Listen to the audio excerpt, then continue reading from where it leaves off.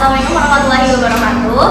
Sebelumnya perkenalkan kami dari mahasiswi Universitas Teknologi Digital. Berhubungan dengan adanya tugas jaringan bisnis, kita bakalan mewawancara AA nih buat keperluan tugas mata kuliah jaringan bisnisnya A. Sebelumnya, makasih nih buat AA yang udah nyempetin waktunya buat kita gitu ngadain wawancara ini. Sebelumnya boleh perkenalan diri dulu juga nih buat teman-teman yang lain juga. Bismillahirrahmanirrahim. Assalamualaikum warahmatullahi wabarakatuh. Perkenalkan, nama saya Jajan Haji Sukma,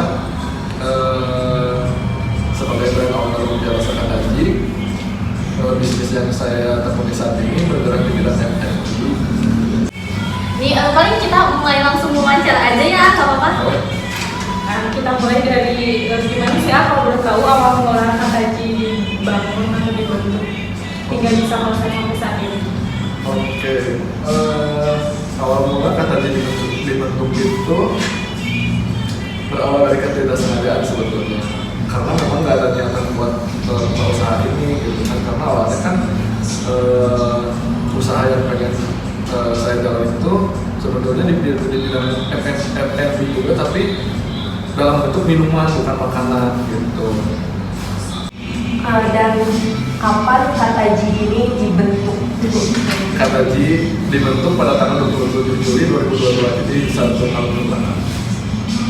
Nih, setahu aku ya Kataji itu sekarang tuh udah lumayan viral ya gitu di mana-mana. Nah, gimana sih buat AA membangun jaringan bisnis itu supaya sampai udah lumayan nih sekarang itu punya nama brand yang cukup terkenal gitu? Oke,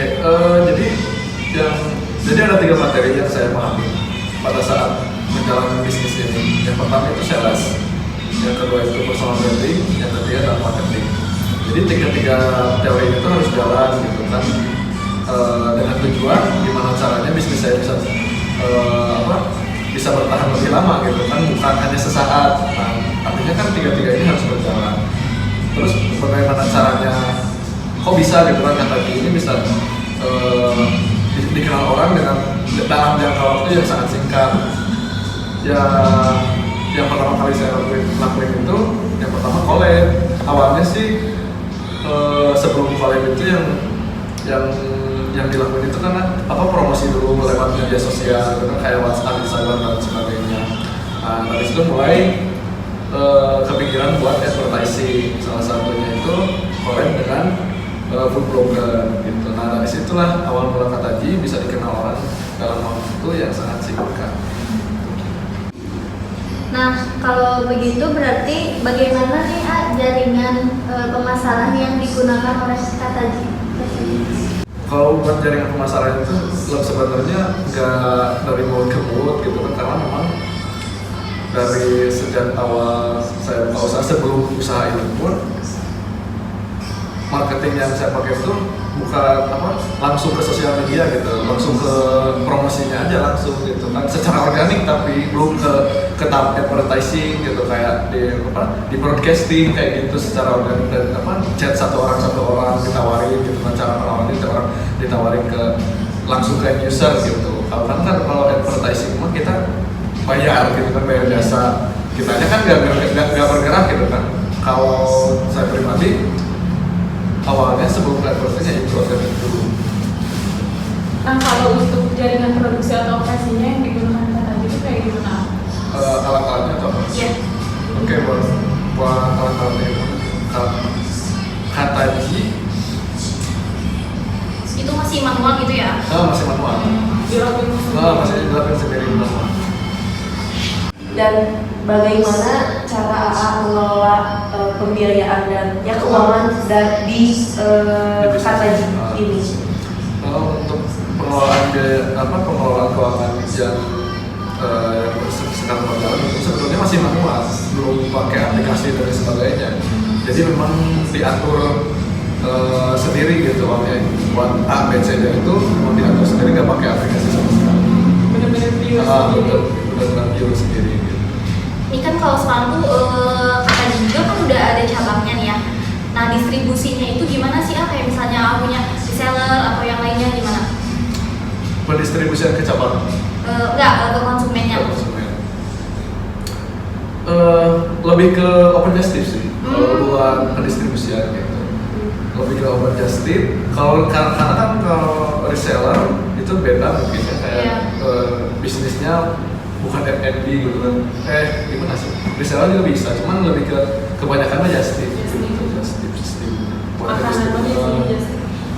Jadi atau ada kerjasama sama beberapa brand mungkin ya buat justice gitu. Kalau buat kerjasama, jadi katanya itu kerjasama juga sama kayak yang namanya kurir gitu, kurir lokal. Nah, di mana si kurir lokal itu ngebantu buat promosi, di mana setelah mereka mempromosikan itu mereka ada keuntungan juga dari pengiriman barangnya.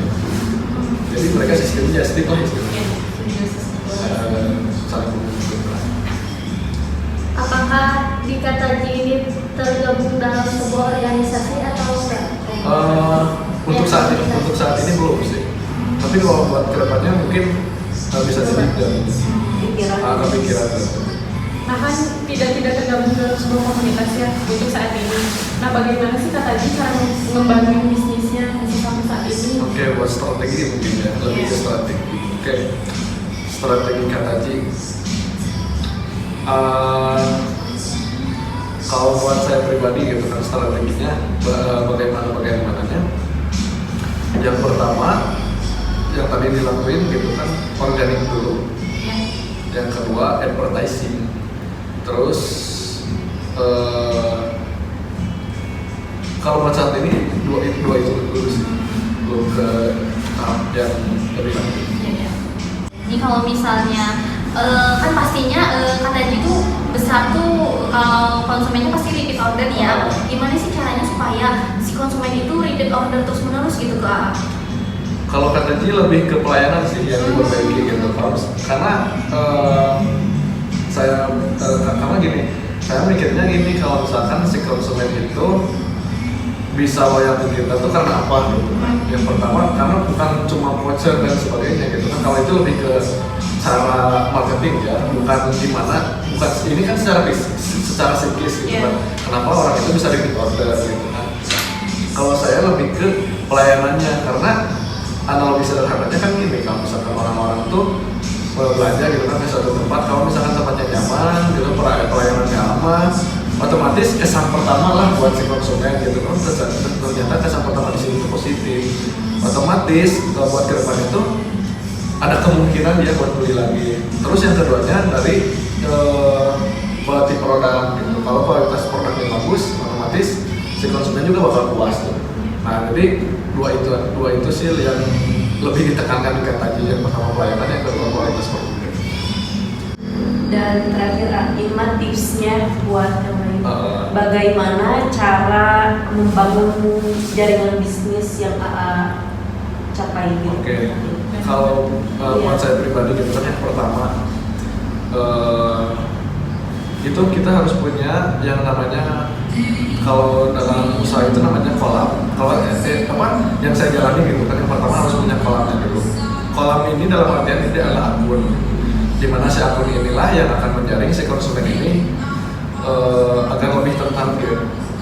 Otomatis kalau misalkan kalau kita udah punya akun, terus udah punya konsumen yang tertarget, otomatis kita buat masarinnya juga lebih gampang gitu, ketimbang kan banyak nih UMKM yang UMKM yang masih benar-benar ngerintis gitu kan. Nah, mereka tuh kebanyakan kalau jualan ya jualan aja tanpa mereka tuh memikirkan ke depan itu ini bisnis dia mau dibawa kemana. Nah, kalau saya pribadi mah gimana sih caranya gitu kan bisnisnya itu bisa bertahan lebih lama. Salah satunya itu yang 3 poin tadi gitu kan, yang namanya jualan yang namanya bisnis itu kan harus ada sales, personal branding, di mana personal branding ini tuh gimana caranya produk kita tuh bisa tetap diingat sama si konsumen gitu. Ketika konsumen itu misalnya pengen berjajan lebih basah, tiba-tiba terus si konsumen itu tiba-tiba kepikiran, oh ya udah lebih basah aja. Nah, itu kan yang namanya personal branding itu kan ya kayak gitu. Terus yang ketiganya adalah marketing gitu, dimana marketing ini kan banyak gitu kan, luas gitu, karena itu skill yang harus kita asah juga dari segi marketingnya gimana gitu kan, biar si produk kita tuh lebih cepat lebih cepat viral gitu kan, lebih cepat dikenal orang itu bagaimana. Nah, di situ semuanya. Ini sebelum selesainya ada pesan gak buat teman-teman yang baru mulai bisnisnya gitu? Oke, mental sih, lebih ke mental. Karena selain modal, karena kan banyak kalau berbicara modal sebetulnya justru orang yang punya modal itu lebih banyak, tapi orang yang punya mental itu kan belum tentu banyak gitu. Kadang-kadang ada juga kan kasusnya misalkan orang tuh punya modal, dia pengen usaha, tiba-tiba langsung terjun, tapi dia belum punya mental buat usaha itu. Otomatis kan mau seberapa besar modal kamu kalau mental kamunya belum terbentuk, belum siap, otomatis itu si bisnisnya nggak akan benar. Karena jangan berpikir bahwa ketika kita terjun ke bisnis itu tiba-tiba langsung untung gitu kan, karena nggak, pasti ada perjalanannya gitu kan, ada naik turunnya yang namanya bisnis. Nah pas di turunnya ini gitu kan, mental kita benar-benar harus siap gitu. Kalau misalnya nggak siap ya udah. Paling segitu aja dari kita. Terima kasih sebelumnya buat AA udah nyempetin datang gitu ke sini buat nyempetin bisa wawancara sama kita. Semoga Kak Taji semakin besar gitu, semakin jaya. Terima kasih buat semuanya. Assalamualaikum warahmatullahi wabarakatuh.